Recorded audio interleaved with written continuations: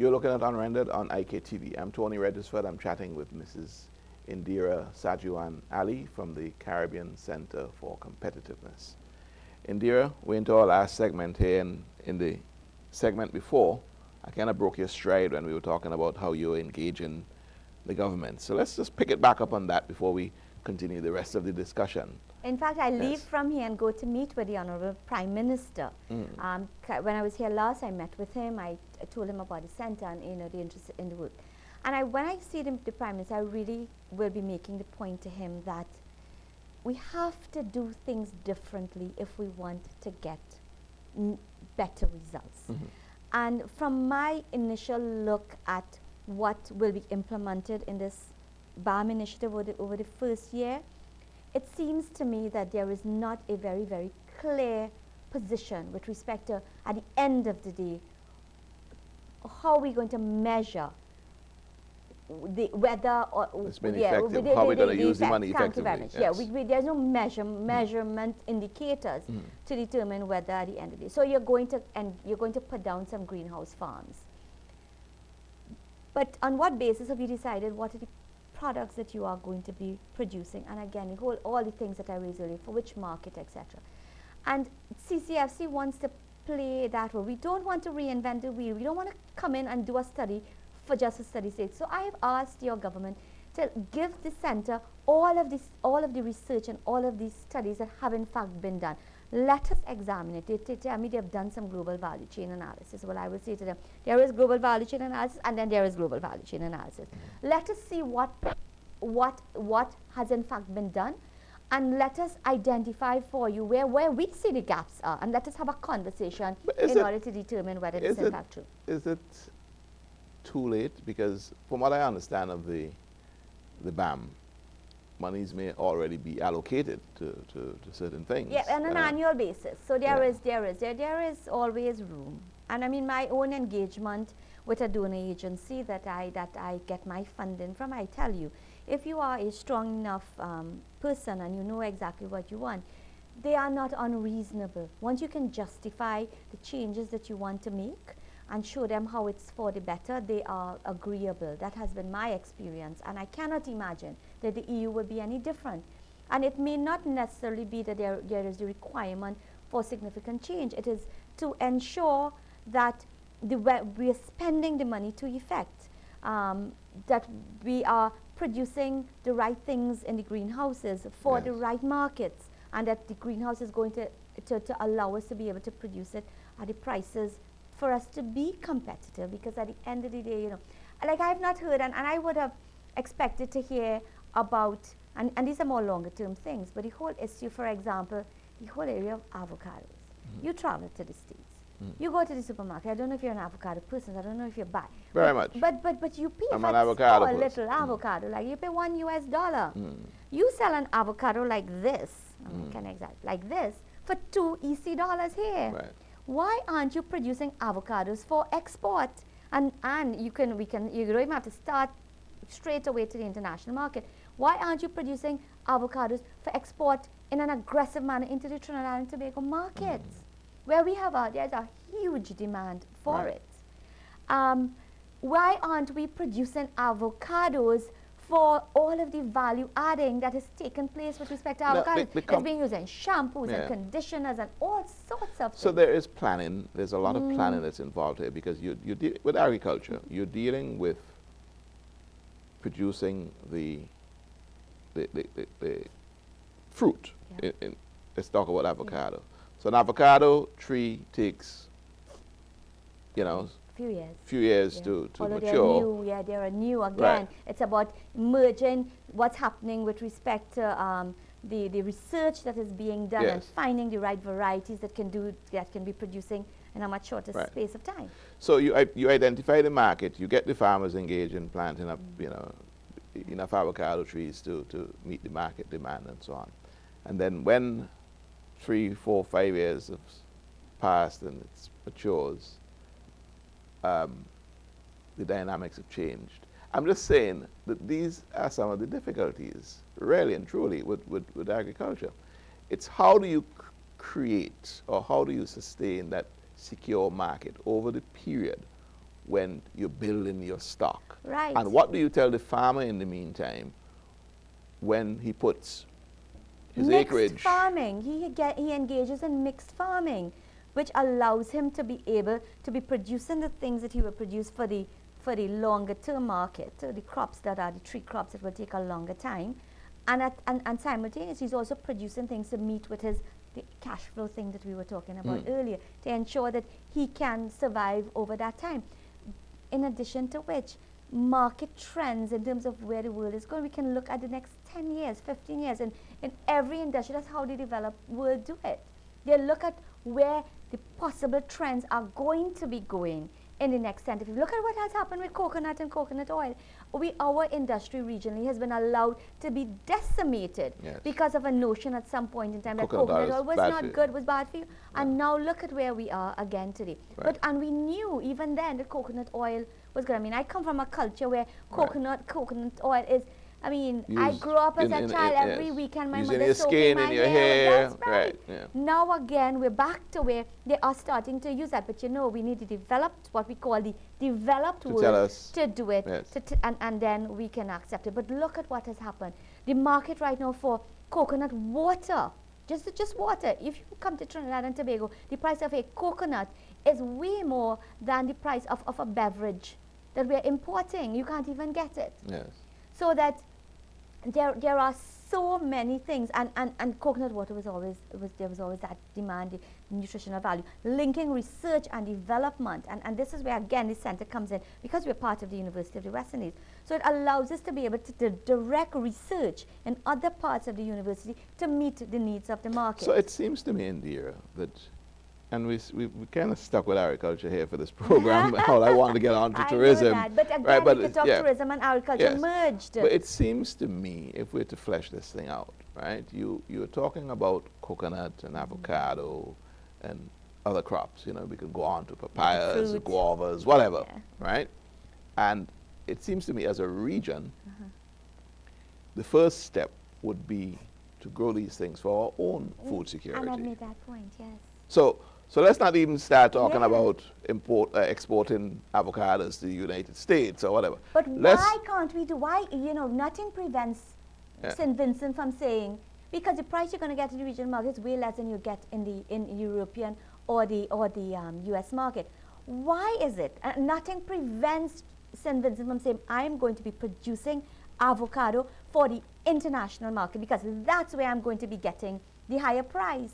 So why do I want to sell it in Trinidad for half the price when I could immediately be producing it? So what I need to do while I'm setting up, before I set up the farm, I need to understand who are my competitors, who are the ones who are selling into these markets, what are the price, what are the standards that I need to be, and I need to position my sector to be able to take advantage. I want to give you a little example. The CCFC is running this 2-day workshop.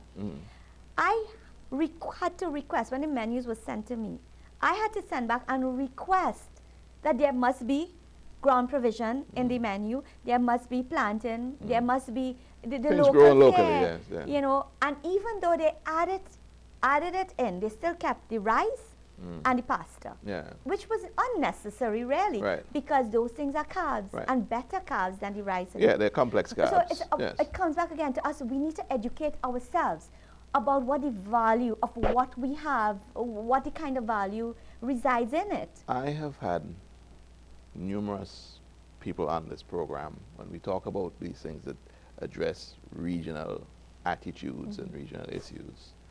And invariably it comes back to one thing in my head, okay, and I'm going to throw this out for you. When I'm talking reparations, which I was just discussing this week with you know, following the reparations conference that they had. What I'm talking what I'm talking access to the trade measures, eluding me right now, but the European Union has EPA, access, right? Translating the access on paper to access in implementation. Yes. What are we talking that? Or what are we talking about now? What seems to be the missing link here is that we are many islands, small, that are not synchronized, not in unison. And personally, I feel that unless you address the issue of that true integration and union or unity, whether it's political or otherwise, right? And you're taking me now back to the politics of the region, okay? Until those things are addressed, you know, But you know, Tony, it's going to be so frustrating to get what you want to get done. I agree with you and I Yes. disagree with you in the sense that I agree with you that if we could get that right, oh my God, that'd be the ideal situation. Look at the EU. The EU in large part, I mean, let's forget the financial crisis issue, but in terms of what it has been able to do as a union, has really created significant opportunities because they have been able to come together and do it well. And we fail to be able to do that.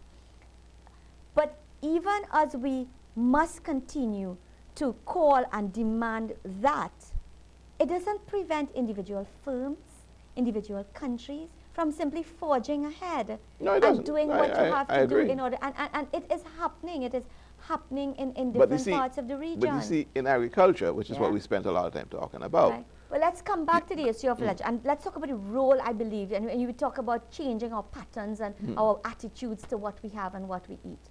There's, to me, an important role for government to play here, and I keep calling for it in Trinidad. Once the state is spending money in any activity that involves food, there must be a policy that a percentage, and I would go so far as to say like about a 70–75% of what is on that plate must be local content once you have a thriving agricultural sector.